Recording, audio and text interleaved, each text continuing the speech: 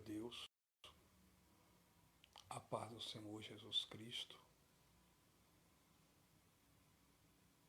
Pastor Fabiano Santana, seu irmão em Cristo. Eu estou fazendo essa live para o nosso elevio espiritual, para a nossa edificação espiritual e para a honra e glória e louvor do nome de Jesus. De antemão, antes de mais nada, eu quero começar essa live fazendo uma oração, porque quando nós trabalhamos, amém, irmãos? Quando nós trabalhamos, mas quando nós oramos, Deus trabalha por nós. Sendo assim, oremos.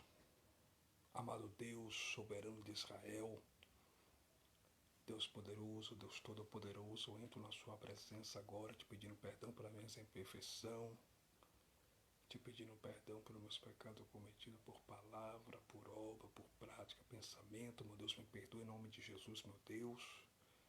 Senhor amado, eu quero te apresentar nessa live cada irmão, cada irmã que está assistindo essa live agora. Espírito de Deus vai visitando agora com alegria, com força, vai restaurando família, casamentos, lares, vai abençoando os irmãos, as irmãs, com toda sorte de bênção em Cristo Jesus, ó Deus de Israel. Meu Deus, continua abençoando o teu povo com toda sorte de bênção em nome de Jesus nessa madrugada. Eu quero te pedir, ó Deus, nessa madrugada, uma bênção especial sobre as nossas vidas. Tua palavra diz em Provérbios, capítulo 8, versículo de número 17. Eu amo os que me amam, os que me buscam de madrugada me acharão. Tua palavra nos diz em Mateus, capítulo 7, versículo 7. Pedi, recebereis. Bater, se vos há, buscar, encontrarei, pois quem pede, recebe. Quem busca, encontra. Quem bate, se abre. A palavra também diz em Mateus capítulo 21, versículo 22, e tudo quanto pedirde na oração, crendo recebereis. A palavra de Tiago capítulo 5, versículo 17, coração feita pelo justo podem muito em seus efeitos. Ó Deus, eu quero te apresentar esse irmão, essa pessoa, essa irmã que se encontra enferma, esse irmão que se encontra enfermo, meu Deus, vai curando em nome de Jesus. Eu quero te apresentar esse irmão que se encontra triste, oprimido, essa pessoa que se encontra com depressão, meu Deus, vai curando, vai libertando em nome de Jesus, ó Deus de Israel. Ó Deus, toma a direção, toma o primeiro lugar, toma a primazia nessa live, que tudo quanto aconteça aqui seja para a honra, para a glória e para o louvor do teu eterno nome. Nós não somos nada sem teu Espírito Santo, pois Jesus disse no Evangelho, segundo escreveu o evangelista São João, capítulo 15, versículo de número 5 assim: sem mim nada podeis fazer. Ó Deus amado, Deus santo, vai libertando as vidas através dessa live, vai salvando, vai libertando, meu Pai, teu povo da cegueira espiritual, que teu povo possa, meu Pai, conhecer o verdadeiro Evangelho por intermédio da tua palavra de Jesus Cristo. Ó Deus, vai curando os enfermos, vai resolvendo causa na justiça, vai restaurando o casamento. Eu quero te apresentar esse homem que já entrou com divórcio para divorciar da esposa. Essa esposa que já pediu o divórcio para o esposo, meu Deus, não deixa divorciar. A palavra diz em Mateus capítulo 19, versículo 5, portanto, o que Deus uniu, o homem não separa. Ó Deus amado, te peço, vai libertando o jovem que está nas drogas, vai libertando os traficantes de droga, vai salvando em nome de Jesus. Liberta, meu Pai, também as vidas para que está no alcoolismo, na prostituição, no adultério. Liberta, salva essas vidas, em nome de Jesus. Amém. Glória a Deus. Aleluia. Bendito para sempre é o nome de Jesus Cristo. Glória a Jesus Cristo, o Filho de Deus. Glória a Jesus de Nazaré. Meus queridos e amados irmãos, estamos aqui para honrar e exaltar e enaltecer o nome de Jesus. Toda honra, toda glória e todo louvor seja tributado ao Deus Todo-Poderoso de Israel. Glória a Deus nas alturas. Deus é bom, Deus é maravilhoso. Vamos ler a palavra de Deus, pois eu vou ser rápido, não vou demorar muito, mas eu quero falar um pouco da palavra de Deus para vocês, para a vossa edificação espiritual e para a honra e glória e louvor do nome de Jesus. Jesus está nas portas, Jesus está voltando, e enquanto nós temos a oportunidade de pregar o Evangelho nas redes sociais, no YouTube, no Instagram, no Facebook, nas praças, nas ruas, nós temos que pregar o Evangelho, pois vai chegar o tempo que o anticristo ele vai se manifestar, porque o anticristo já está no mundo, e só quem poderá pregar o Evangelho nas redes sociais, no YouTube, no Facebook, no Instagram, nas redes sociais, são as pessoas alinhadas ao anticristo. Só que poderão, pregar o Evangelho nas redes sociais são os falsos profetas. Só os falsos profetas poderão pregar nas redes sociais, porque os pregadores que pregam a verdade vão ser proibidos de pregar nas redes sociais, nas rádios, nas televisões, entendeu? Então nós temos que aproveitar essa oportunidade que Deus está nos dando de nós podermos falar do amor de Deus, da palavra de Deus nas redes sociais. Bendito para sempre seja o nome de Jesus Cristo. A Ele honras e glórias e louvor eternamente e para sempre. Glória a Deus. Eu vou ler a palavra de Deus aqui, o Evangelho segundo escreveu o doutor excelentíssimo São Lucas, capítulo de número 3, diz assim, epígrafe, a pregação de João Batista, diz assim a palavra de Deus. E no ano 15 do império de Tibério César, sendo Pôncio Pilatos governador da Judéia, e Herodes, tetrarca da Galileia, e seu irmão Filipe, tetrarca da Itureia, e da província de Traconites e Lisânias, tetrarca de Abilene, sendo Anás e Caifás sumo sacerdote. Veio no deserto a palavra de Deus a João, filho de Zacarias, e percorreu toda a terra ao redor do Jordão, pregando o batismo de arrependimento para o perdão dos pecados, segundo o que está escrito no livro das palavras do profeta Isaías, que diz, vós, do que clama no deserto, preparai o caminho do Senhor, endireitai as suas veredas.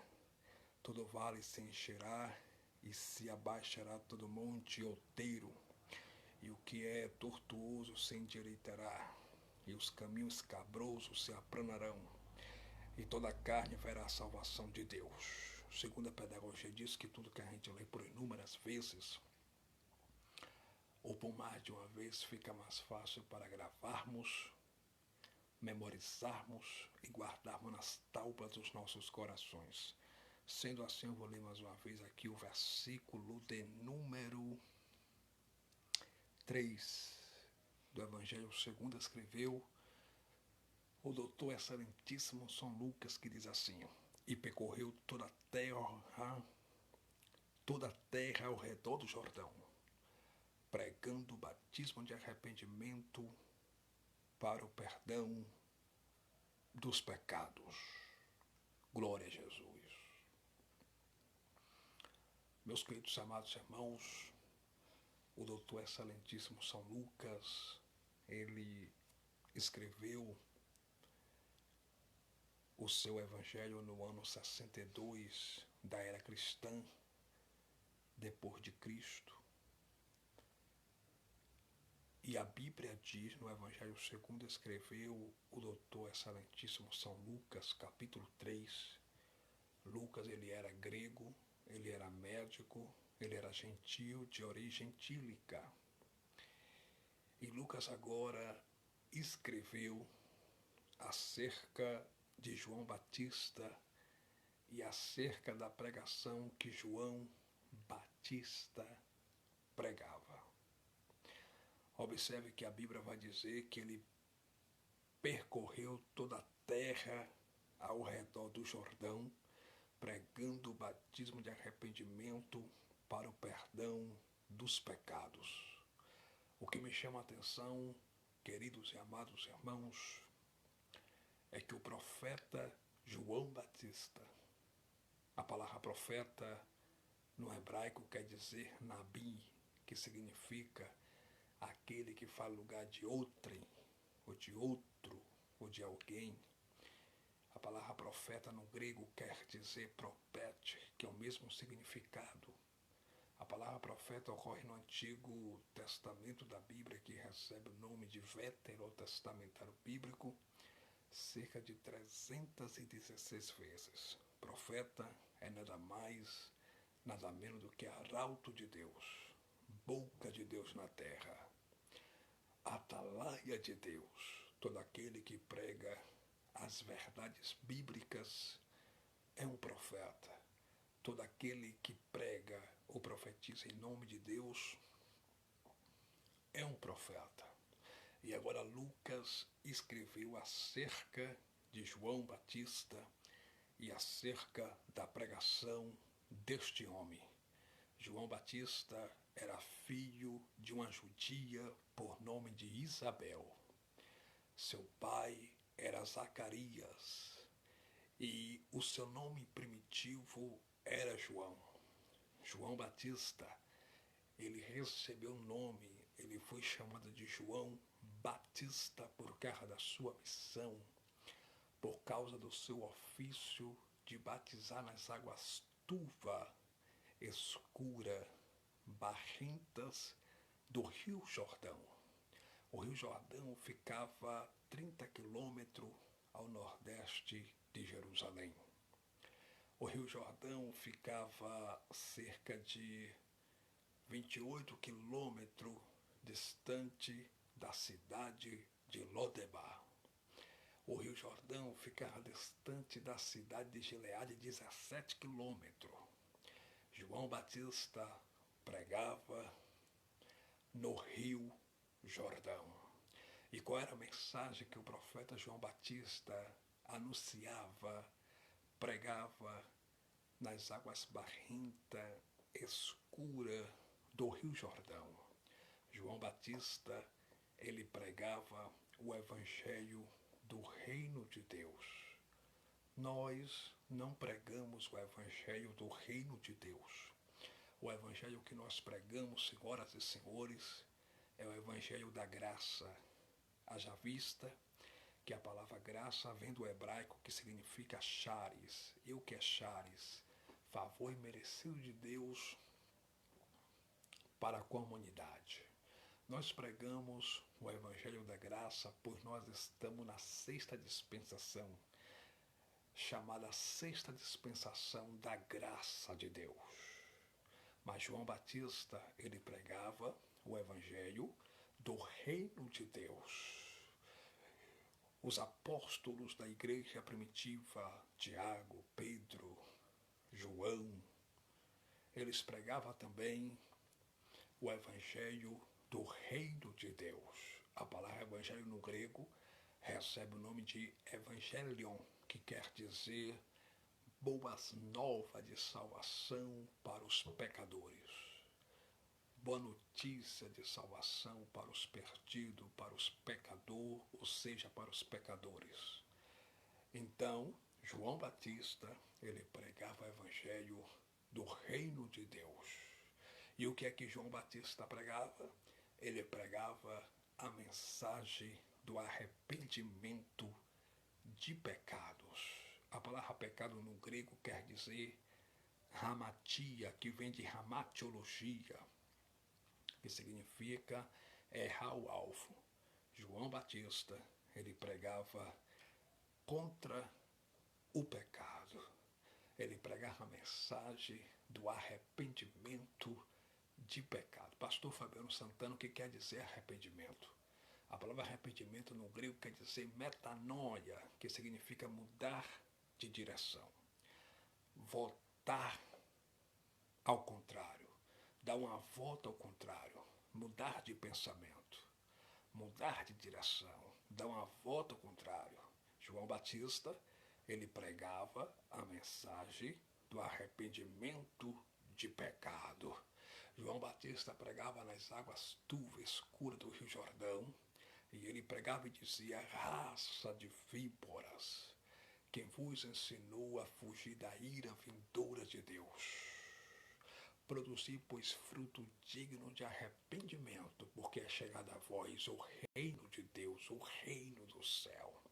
Queridos e amados irmãos, João Batista simplesmente ele denunciava o sistema, ele denunciava o que os religiosos da época faziam, assim como Jesus também. João Batista simplesmente ele pregava contra o pecado. Quando João Batista olhou para os judeus de origem judaica, para os zelosos da lei, os judeus fanáticos que observavam a Torá. O que era a Torá? Torá era a lei mosaica. Torá era a lei de Moisés, eram os decálogos da lei.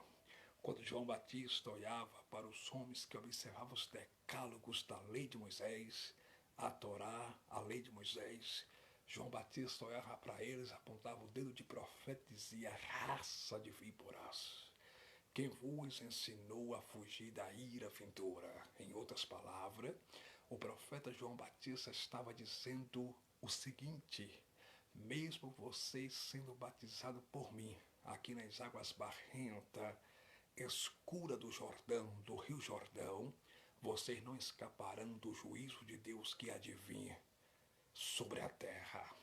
Vocês não escaparão do juízo de Deus, pois vocês são raça de víboras.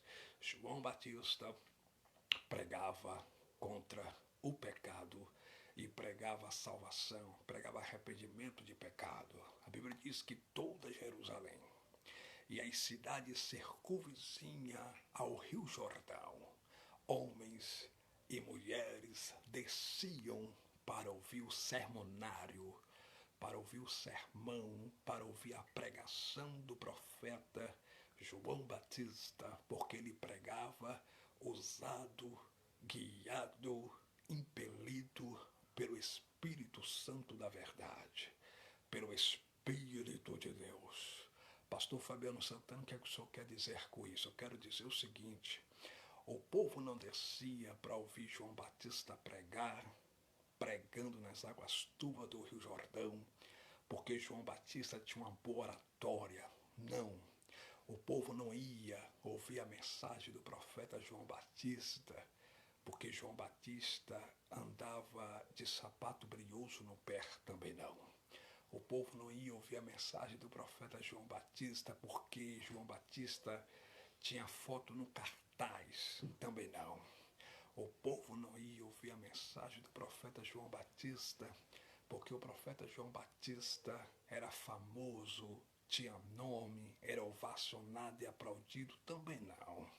O povo não ia ouvir a mensagem do profeta João Batista, porque João Batista andava com um terno de 10 mil reais, também não, uma gravata brilhosa de R$ 1.000, também não. O povo ia ouvir a mensagem, o sermão, a pregação do profeta João Batista, porque João Batista pregava a verdade, porque a verdade ela cura, a verdade ela liberta. A Bíblia diz em João capítulo 8, versículo 32, e conhecereis a verdade, e a verdade vos libertará. João Batista, ele pregava a verdade. João Batista, ele era diferente dos pregadores da atualidade. João Batista, ele era diferente dos pastores da atualidade, pois as mensagens dos pregadores da atualidade são mensagens para massagear o ego das pessoas. As mensagens dos pregadores da atualidade são mensagens de prosperidade. Muitos pregadores hoje pregam falsa teologia da prosperidade. Muitos pastores hoje pregam falsa teologia da prosperidade. Pregam riqueza para o povo na terra, pregam carro, apartamento, sítio, fazenda. Eles vão na contramão de tudo quanto Jesus nunca pregou. Jesus nunca pregou carro para ninguém. Jesus nunca pregou prosperidade para ninguém. Jesus nunca prometeu carro, moto, fazenda, sítio, apartamento, dinheiro na conta de ninguém. Mas Jesus prometeu que se o cara fugir do pecado, se o cara fugir do adultério, esse sim vai morar com ele lá no céu. Foi isso que Jesus prometeu para a sua igreja. Foi essa mensagem que Jesus pregava e que Jesus pregou. Então escute, João Batista, ele pregava a mensagem do arrependimento de pecado. Muitos pregadores hoje, para não perder oferta, para não perder cachê alto, para não perder aplauso, a mamata do povo, da multidão, para não perder mídia, fama, holofotes, estão pregando mentira para o povo. Estão pregando a falsa teologia da prosperidade para o povo.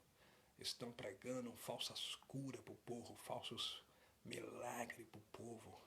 Estão prometendo para o povo riqueza e estão esquecendo de pregar o evangelho do arrependimento de pecado. Estão prometendo para o povo cura e estão esquecendo de pregar contra o adultério, contra aquilo que a Bíblia chama de pecado, contra o pecado, contra o adultério, contra a prostituição, contra a fornicação, contra o roubo, contra o pecado. Estão deixando a lavachura de pregar a verdade para o povo. E no dia do juízo final, Deus vai cobrar desses pregadores.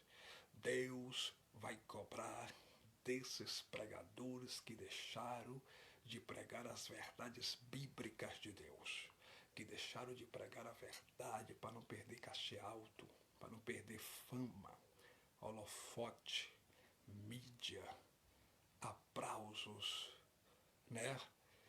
Deixaram de pregar a verdade porque querem ganhar dinheiro, querem ser famoso, querem ser rico. Existe pregador que, em nome da fama e do dinheiro, para ser famoso, se for possível, ele vende até a alma dele para Satanás, meu irmão. Por quê? Porque ele quer fama, ele quer ser famoso, ele quer ser rico, ele quer ser milionário. Igreja não foi feita para enriquecer bolso de pregador. Evangelho não foi feito, igreja não foi feita para enriquecer pastores. Igreja não foi feita para dar honra para homem. Digno de glória na igreja é Jesus Cristo, é Jesus de Nazaré. Igreja não foi feita para dar fama, mídia para ninguém. Igreja não foi feita para enriquecer o bolso dos homens. Igreja foi feita para purificar os leprosos em nome de Jesus. Para pregar o evangelho da santidade, para pregar a verdade.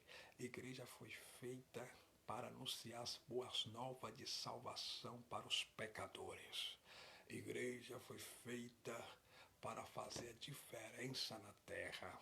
A igreja foi feita para pregar salvação para as nações. Evangelho não é riqueza, não é bebida e nem comida. O Evangelho é poder de Deus. O apóstolo das missões do Novo Testamento da Bíblia, que recebe o nome de neoterotestamentário bíblico, o apóstolo que pregava o Evangelho da Graça, o apóstolo São Paulo. Paulo foi bem taxativo quando ele disse em Romanos capítulo 1, versículo 16 assim: o livro de Romanos apresenta Jesus como justiça de Deus. O livro de Romanos foi escrito no ano 58 depois de Cristo. Paulo, escrevendo sua carta de cunho paulino, de autoria paulina para a igreja de Roma, Paulo disse em Romanos capítulo 1, versículo 16 assim: porque eu não me envergonho do evangelho de Cristo, porque o evangelho é poder de Deus para a salvação de todo aquele que nele crê, primeiro dos judeus e depois dos gregos. Então Paulo diz que o evangelho é poder de Deus. O evangelho não foi feito para fazer pastores ficarem ricos, milionários. O evangelho não foi feito para dar carro novo para pastor, apartamento, lojas, casas de aluguel. Não, senhores. O evangelho é poder de Deus para a salvação dos perdidos, para a salvação dos pecadores. Agora vem comigo, por favor. Eu já vou encerrar essa live. Preste atenção. João Batista, ele pregava a verdade. Tanto é que João Batista perdeu a cabeça porque pregou contra o adultério do rei Herodes. O tetrarca Herodes estava com Herodias. Herodias era esposa do seu irmão Filipe.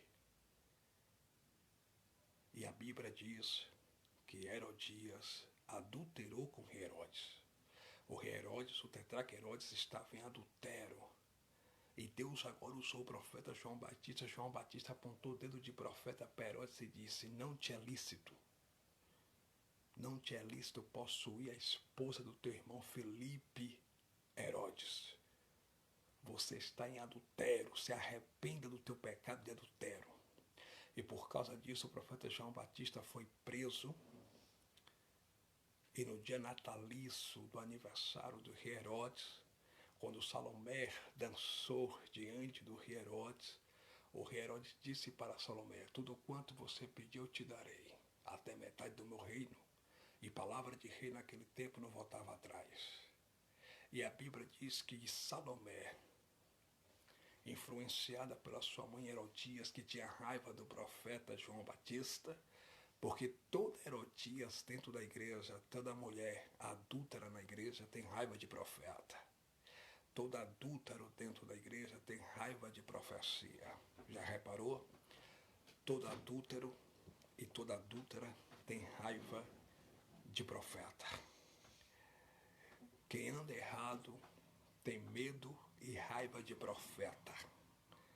Quem anda na vaidade, quem anda na sensualidade, quem anda na fornicação, na prostituição, odeia profeta. Quem anda casando e descasando, odeia profeta.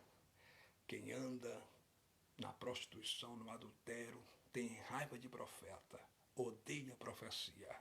Mas queira Satanás ou não, Deus já levantou e vai continuar levantando profeta. Ela, influenciada por Herodias, sua mãe, ela disse: pede no prato a cabeça do Batista. A cabeça do profeta João Batista. E a Bíblia diz que ela pediu no prato a cabeça do profeta João Batista. João Batista perdeu a cabeça simplesmente, irmão, porque falou a verdade. João Batista perdeu a cabeça simplesmente porque pregou a verdade para o rei Herodes. Escute, por favor. Está sobrando muitas Herodias em nosso meio. Está tendo muitas Herodias dentro das igrejas brasileiras. Está tendo muito Herodes dentro das igrejas no Brasil e nos púlpitos das igrejas brasileiras. Pastores em adultério, no segundo, terceiro, quarto, quinto, sexto, sétimo, oitavo casamento. Está tendo muitas Herodias dentro da igreja, mulheres adúlteras casando e descasando. E está também tendo muita Salomé dentro das igrejas que está pedindo num prato a cabeça dos profetas de Deus. E está tendo pouquíssimo, está tendo pouco João Batista em nosso meio. Por quê? Porque os pregadores que deveriam confrontar o adultério, os profetas, os pregadores que deveriam denunciar o pecado, pregar contra o pecado, pregar contra a vaidade, a sensualidade, a prostituição, o adultério, estão sentados na mesa de Jezabel e estão prostrados diante do sistema podre e apodrecido. Existem pregadores que, para não perder a oportunidade, não tocam no divórcio. Não prega contra divórcio, não prega contra o adultério, não prega contra a prostituição, não prega contra a fornicação.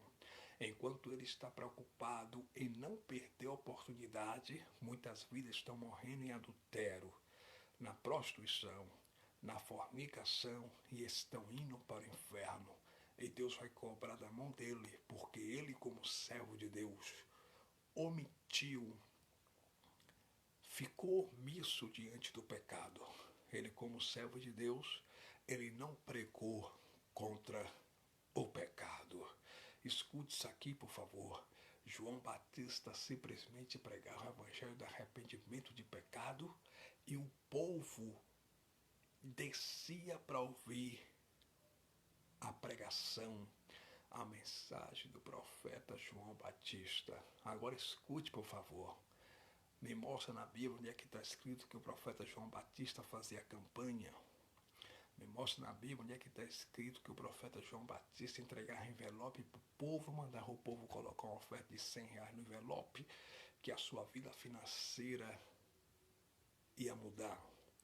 Me mostra na Bíblia onde é que está escrito que João Batista fazia a campanha da prosperidade, campanha da rosa branca, da rosa vermelha, da água ungida, da vassoura ungida, do bombom ungido, do sabonete ungido, da água ungida. Me mostra na Bíblia onde é que está escrito que João Batista fazia a campanha de quebra de maldição. Me mostra na Bíblia onde é que está escrito que João Batista ele fazia a campanha de cura. Não, senhores, isto não está escrito em nenhum lugar das Escrituras Sagradas. Isso não está escrito em nenhum lugar da Bíblia Sagrada. Por que, pastor, que o senhor está falando isso? Eu estou falando isso porque hoje eu estou pregando para uma geração de pastores que estão fazendo campanhas nas igrejas para arrancar dinheiro do povo. E paz, meus senhores, essas campanhas que eles fazem é tudo catolicismo. São herança, eles herdaram isso da Igreja Católica. Porque que diferença tem? A Igreja Católica, ela sempre trabalhou com amuletos, né? O crucifixo, né? Água benta, ela sempre trabalhou com amuletos. E muitos pastores missionários estão trabalhando com amuletos na sua igreja, estão colocando nos púlpitos das igrejas evangélicas o secretismo religioso. O que está tendo dentro de muitas igrejas, nos púlpitos das igrejas evangélicas no Brasil é secretismo religioso. E o que é o secretismo religioso? Secretismo religioso é o culto através do objeto. Se usa o objeto para mexer com a fé das pessoas. Se usa o objeto para mexer com a fé das pessoas e para levar o povo a dar dinheiro dentro das igrejas. E estão trabalhando com amuleto. E amuleto, as pessoas tocam a rosa ungida. Tudo isso é amuleto. Tudo isso são herança do catolicismo, da Igreja Católica, né? Tudo isso são amuletos. A Igreja Católica trabalha com novena, com rezas, né? Então esse negócio de campanha, eles aderiram da Igreja Católica. Isso é catolicismo disfarçado de cristianismo. A verdade é essa, catolicismo disfarçado de cristianismo. Esses votos, essas campanhas, né? Observe que existem católicos fervorosos que faz uma promessa de carregar, por exemplo, uma pedra de 20 quilos nas costas, de subir uma grande ladeira para receber um milagre.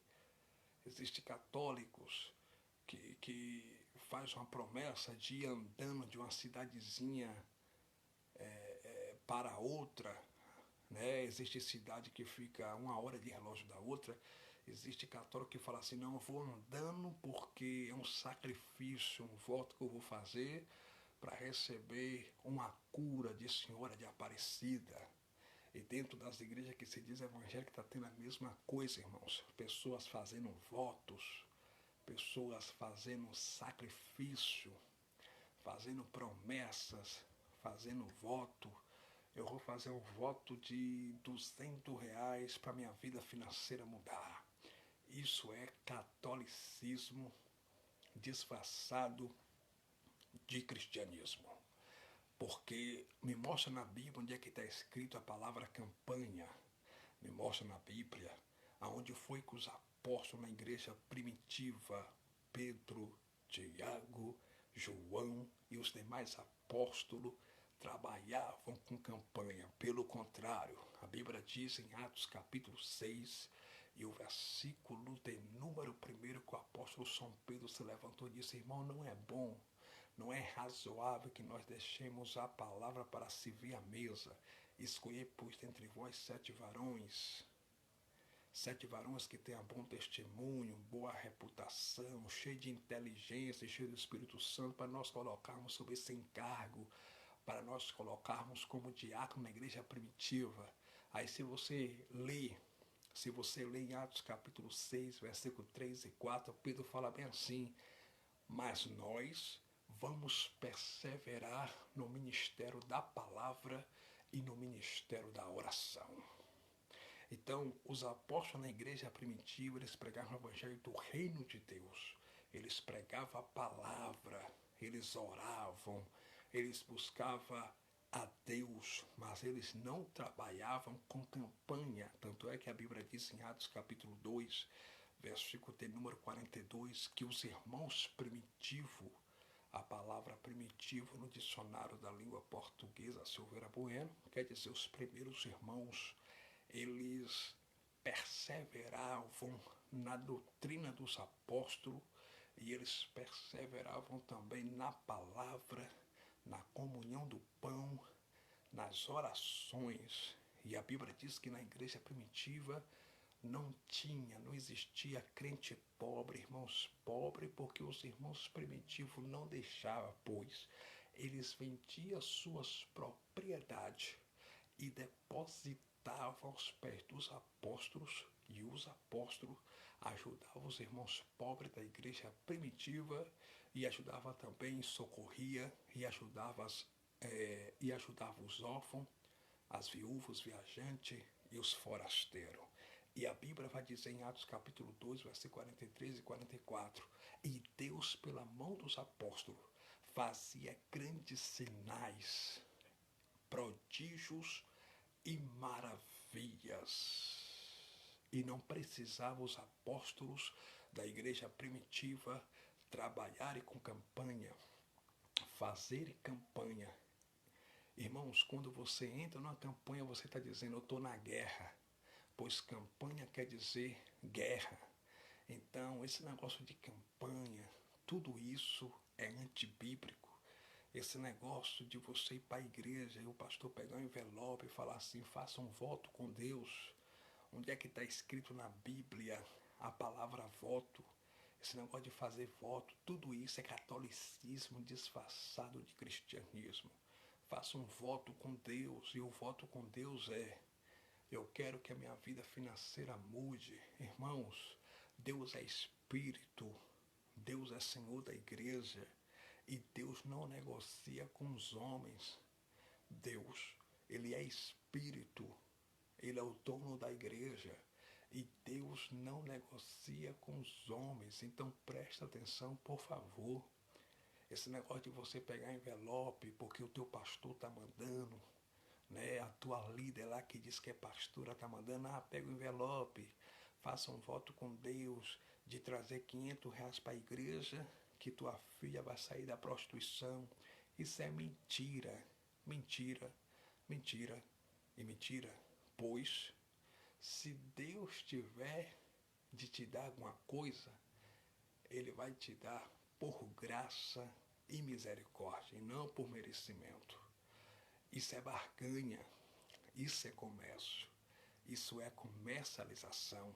Deus não barganha com ninguém. Deus não faz negócio com ninguém, Deus não barganha com ninguém.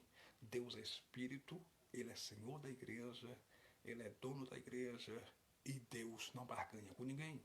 Então preste bastante atenção, saia dessas igrejas mentirosas, saia dessas igrejas hereges, onde os pastores trabalham com campanha, eles só querem seu dinheiro. Sai dessas igrejas onde os pastores trabalham com votos, né? Esse negócio de voto é antibíblico. Me mostra na Bíblia onde foi que a igreja primitiva, os apóstolos trabalhavam com voto, fazia voto, pedia para a irmandade, pedia para os irmãos fazerem votos, voto de 200, voto de R$ 400, R$ 200, R$ 2.000, R$ 10.000. Isso tudo é antibíblico.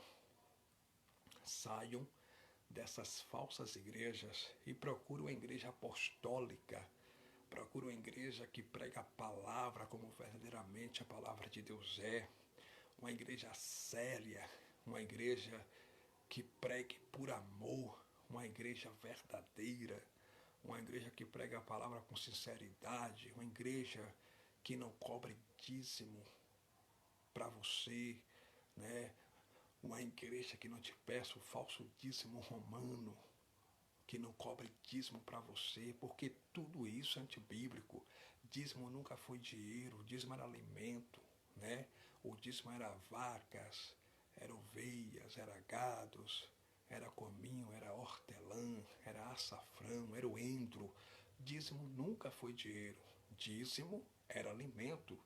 E só quem poderia comer do dízimo eram os levitas da tribo de Levi. Quem era Levi? Levi foi o terceiro filho de Jacó com Leia. Só os levitas da tribo de Levi que podiam comer do dízimo como alimento.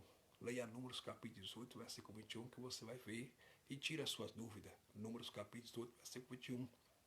Só os levitas da tribo de Levi podiam comer do dízimo porque eles não tinham herança entre o povo de Israel e eles também não podiam plantar lá em Israel para comer das suas plantações. Então, como eles foram proibidos de plantar lá em Israel para comer das suas plantações, e como os levitas trabalhavam no templo lá em Jerusalém, e os levitas trabalhavam na porta da tenda do encontro, o trabalho dos levitas era limpar os utensílios do templo. Os levitas também da tribo de Levi, eles trabalhavam, eles ficavam na porta da tenda do encontro. Então, o salário dos levitas era o dízimo do povo de Israel. Era o dízimo que o povo de Israel davam. E que dízimo era esse? Alimentos. O povo de Israel, eles trabalhavam na pecuária. O povo de Israel era um pecuarista. E como eles trabalhavam na pecuária, eles viviam de plantações, daquilo que eles plantavam. Então, o dízimo era alimento. O dízimo nunca foi dinheiro.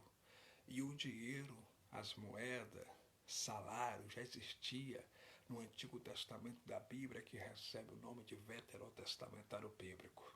Devorador nunca foi demônio. O devorador já existia lá em Joel, né? Capítulo 1, versículo 2, Joel capítulo 2, versículo 3 e 4. Deus enviou uma praga de gafanhotos, né?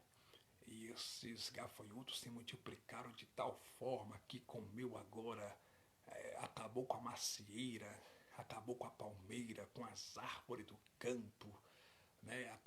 Acabou com os pastos. E agora essa praga de gafanhoto afetou a economia do país. Joel capítulo 1 e Joel capítulo 2 diante, leia lá depois. Então, devorador, gafanhoto, eram insetos que faziam mal à lavoura do povo de Israel, né? O destruidor, o gafanhoto, o pulgão, né? O cortador, eram insetos que faziam mal às plantações da lavoura do povo de Israel. Devorador não é demônio. Devorador nunca foi demônio. Gafanhoto não é demônio. E os falsos pastores ficam ameaçando o povo, dizendo: se você não der o dízimo como dinheiro, o devorador vai te pegar. Os pastores me ensinaram a ficar ameaçando o povo: se você não trouxer o dízimo para a igreja como dinheiro, a sua vida não vai para frente, você não vai prosperar, você não vai conseguir ter sua casa própria, você nunca vai sair do aluguel, sua filha não vai sair da prostituição, seu casamento vai passar por luta, você não vai crescer, você não vai progredir, você não vai prosperar. É mentira, irmãos. Sabe por quê? Os falsos pastores, os pastores me ensinaram, eles dizem para o povo que se a pessoa dizimar como dinheiro na igreja, dar o falso dízimo romano na igreja como dinheiro, se as pessoas derem o dízimo na igreja como dinheiro, as pessoas vão sair do aluguel. E eu conheço várias pessoas, eu conheço vários irmãos que são dizimistas, que dão dízimo nas igrejas e moram de aluguel. Eles falam que se a pessoa der o dízimo, os filhos vão sair das drogas, a filha vai sair da prostituição, a pessoa vai ter carro, vai comer do bom do melhor. E eu conheço irmãos que andam de pé, não tem uma bicicleta para andar. Eu conheço irmãos também que os filhos estão nas drogas, né? Eu conheço irmãos que os filhos estão nas drogas, as filhas estão na prostituição e são dizimistas. E dão um dízimo na igreja. São dizimistas, porém, os filhos estão nas drogas, as filhas estão na prostituição, andam de pé, não tem nem o que comer em casa, às vezes só come farinha e feijão. Feijão com farinha. Né? Então, essas promessas, só se a pessoa for muito cega espiritualmente para ver que essas promessas são promessas mentirosas. São promessas antibíblicas, que não é bíblica. Porque Deus nunca prometeu carro para ninguém. Deus nunca prometeu dinheiro para ninguém. Nem sítio, meu irmão, nem fazenda. Abre teu olho. Pelo amor de Deus, saia dessas igrejas heréticas, hereges. Jesus está voltando e Deus está tirando os seus escolhidos desse sistema podre e apodrecido para eles conhecerem a verdade e ensinarem e pregar a verdade para outras pessoas que estão cegas no sistema podre e apodrecido, saírem de lá de dentro também. Saiam dessas igrejas heréticas, hereges, procurem uma igreja bíblica, uma igreja que o pastor não cobre dízimo como dinheiro, mas uma igreja que o pastor peça oferta voluntária, oferta por amor, né? Porque muitos irmãos falam assim: ah, pastor, mas se o pastor não cobrar dízimo na igreja como dinheiro, se o pastor não pedir dízimo na igreja como dinheiro, como é que o pastor vai pagar o aluguel da igreja, vai pagar água, vai pagar luz, vai comprar banco para a igreja? É simples, meu irmão. Na graça, Paulo nos ensinou como é que deve ser a contribuição dos irmãos. Paulo nos ensinou como é que deve ser a contribuição na graça de Deus. Na graça, em 2 Coríntios capítulo 9, versículo 6, o apóstolo Paulo falou bem assim: aquele que semeia pouco, pouco ceifará. Aquele que semeia em abundância ceifará. Cada um contribua segundo propôs no coração, não por tristeza e nem por necessidade, porque Deus ama aquele que dá com alegria. Porque Deus ama aquele que dá com alegria. Então preste atenção. Eu já vi pastores ler 2 Coríntios capítulo 9, versículo 6, quando Paulo disse assim: aquele que semeia pouco, pouco ceifará, e aquele que semeia em abundância, abundância ceifará. E dizer que Paulo estava falando aqui do dízimo. Mas é mentira. É mentira. Paulo não estava falando do dízimo. Paulo estava fazendo uma coleta para ajudar os irmãos pobres de Jerusalém que estavam passando fome. Paulo estava fazendo uma coleta para ajudar os irmãos pobres de Jerusalém. Aí Paulo olhou para a igreja de Corinto e Paulo disse para os irmãos da igreja de Corinto o seguinte: irmãos, aquele que semeia pouco, né? Aquele que semeia pouco para ajudar os irmãos pobres de Jerusalém, pouco ceifará. E aqueles que semearem muito, né, que semearem em abundância se fará. Agora, cada um contribua segundo propôs no coração. Foi isso que Paulo nos ensinou na graça, que a contribuição tem que ser por amor, voluntariamente, por livre e espontânea vontade e não por pressão psicológica. Não por pressão psicológica e não obrigado. Paulo nos ensinou na graça que a contribuição na igreja tem que ser por amor e as ofertas na igreja tem que ser voluntária.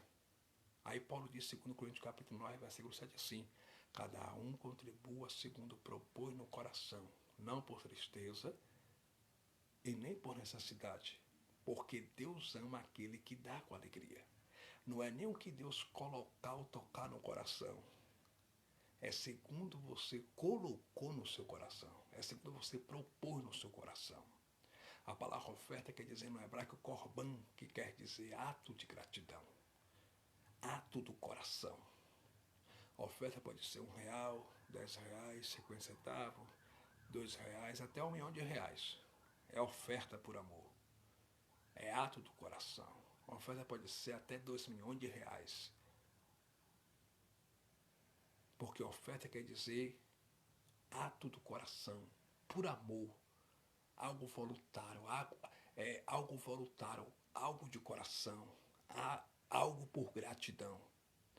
Então, na graça, Paulo nos ensina que a contribuição dos irmãos na igreja tem que ser por amor, segundo as condições dos irmãos, por livre e espontânea vontade, voluntariamente, né? Então muitos vão falar assim, mas se meu pastor não pedir dízimo lá na igreja, se meu pastor não cobrar o dízimo lá na igreja, como é que meu pastor vai pagar aluguel, vai pagar luz? É simples, meu irmão. É só teu pastor pedir oferta voluntária, oferta por amor para os irmãos, que os irmãos vão ajudar mais do que esse falso dízimo romano, mais do que esse falso dízimo como dinheiro que a Igreja Católica inventou e que os pastores das igrejas evangélicas no Brasil e no mundo copiaram da Católica, imitaram da Católica e colocou nas suas igrejas. Basta o teu pastor pedir oferta voluntária, oferta por amor, que o povo vai ajudar mais do que esses 10% mentiroso que teu pastor pede na igreja dele. Porque o dízimo nunca foi dinheiro. O dízimo era alimento. O povo de Deus é um povo abençoado, é um povo bom. Basta o teu pastor pedir oferta voluntária, queridão. Basta o teu pastor pedir oferta por amor, que o povo ajuda. Porque o povo de Deus é um povo abençoado. Então, irmãos, saia dessas igrejas mentirosas. Deus enviou o coronavírus sobre o Brasil e o mundo. E um dos motivos porque Deus enviou o coronavírus sobre o Brasil e o mundo, né? O mundo parou, fechou igreja, escola, fechou tudo, o mundo parou. Um dos motivos que Deus enviou o coronavírus porque no Brasil tem profeta de Deus. Mas também no Brasil tem muito falso profeta. E Deus enviou o coronavírus para o Brasil e o mundo por causa dos falsos profetas, por causa dos pastores mercenários, porque eles mentem em nome de Deus para arrancar tudo quanto eles querem arrancar do povo. Escute isso aqui, segura essa no vento e nunca mais esqueça. Os pastores mercenários mentem em nome de Deus para arrancar tudo quanto eles querem arrancar do povo. E eles não têm temor de Deus. É aquilo que Pedro falou em 2 de Pedro, capítulo 2. O nome Pedro quer dizer no hebraico Petra, que quer dizer fragmentozinho de pedrinha. O nome Pedro quer dizer no grego Petro, que é o mesmo significado, pedrinha pequena, fragmentozinho de pedrinha. O apóstolo São Pedro escreveu na sua carta universal no ano 95 depois de Cristo, para os irmãos, para a irmandade que estava espalhada por toda a Capadócia, Bitínia, Ásia Menor e Ponto da Ásia Menor. Pedro falou em 2 de Pedro capítulo 2, sabe o que? Pedro falou assim: e como houve falso profeta no meio do povo, no meio de vocês também vão se introduzir falsos mestres.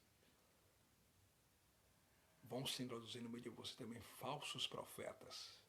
Aí em 2 de Pedro, capítulo 2, versículo 3, Pedro disse: e por avareza, muitos farão de vós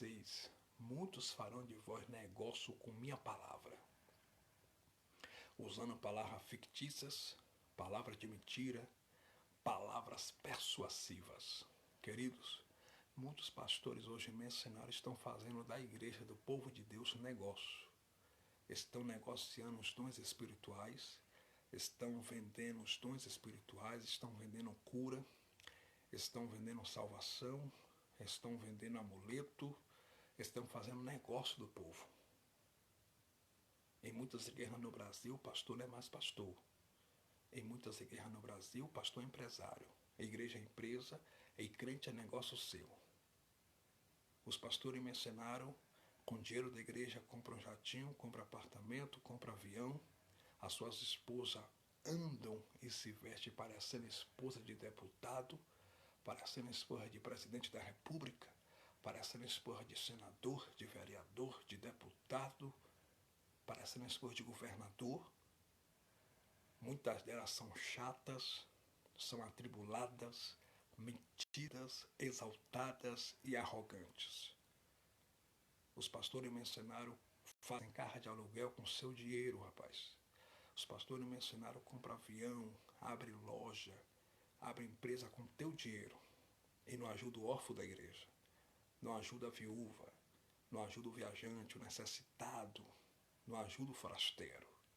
Deus enviou o coronavírus e parece que muitos falsos profetas, muitos pastores não acordaram ainda que é Deus dizendo para eles: para de enganar a minha igreja, para de enganar meu povo. Porque, irmãos, se esse povo, seus falsos profetas, seus pastores mercenários, e se muitos crentes que estão na prostituição, que estão no adultério, que estão vivendo uma vida de engano dentro da casa de Deus, né? Quando eu falo dentro da casa de Deus, eu me refiro à igreja a pessoas, não templo. Porque o templo feito de pedra não é casa de Deus, né? Quem inventou esse negócio que o templo feito de pedra é casa de Deus foi o imperador romano Constantino em 325, quando ele oficializou o cristianismo. Ele chamou o templo feito de pedra, né? Ele chamou o templo feito de pedra de casa de Deus e de lugar santo. Mas o templo feito de pedra não é casa de Deus, e o templo feito de pedra também não é um lugar santo, porque quem inventou isso foi o imperador romano em 325 depois de Cristo. Então muitas pessoas estão no meio da irmandade, da igreja, que são pessoas, gente, né? Porque a palavra igreja quer dizer no hebraico kaal, que significa chamado de dentro para fora. A palavra igreja quer dizer no grego eclésia, que vem de eclesiologia, que significa chamado de dentro para fora. Então, quando eu falo que muitas pessoas estão dentro da igreja de engano, eu estou me referindo que essas pessoas, eu estou dizendo que essas pessoas estão se reunindo com os irmãos, mas estão de engano. Tem muitas pessoas que estão dentro da igreja em adultério, e seus pastores me ensinaram também não se arrependerem da sua prática pecaminosa. Seus pastores e falsos profetas me ensinaram não deixarem de roubar o povo de Deus, não deixarem de pregar falsa teologia da prosperidade. Coisa piores do que o coronavírus, Deus vai enviar sobre o Brasil e o mundo. E vai ser pior mesmo. Porque eu vou te falar algo aqui. Álcool em gel não te livra da ira de Deus. Álcool em gel não te livra do juízo de Deus. Álcool em gel não te livra do coronavírus. O coronavírus é o juízo de Deus sobre o Brasil e o mundo. O que te livra do juízo de Deus é tu confessar teu pecado e se arrepender do teu pecado. O que te livra do juízo de Deus é você se arrepender da prática pecaminosa do teu pecado. É isso que te livra do juízo de Deus. Então, se você tem uma vida promíscua, uma vida de adultério, de prostituição, se arrependa do teu pecado. O que te livra dos castigos de Deus é você se arrepender da tua vida pecaminosa. O que te livra do juízo de Deus é você se arrepender do teu pecado. Então se arrependa do teu pecado em nome de Jesus. Jesus te ama. Jesus te ama. Deus tem uma grande chamada, uma grande obra em tua vida. Deus te chamou para a salvação e não para a ira. Jesus te ama, meu amado. Jesus te ama, minha amada. Jesus está às portas. Jesus está voltando. Jesus está voltando. Amém? Estamos vivenciando, estamos vivendo a última hora. São as últimas mensagens.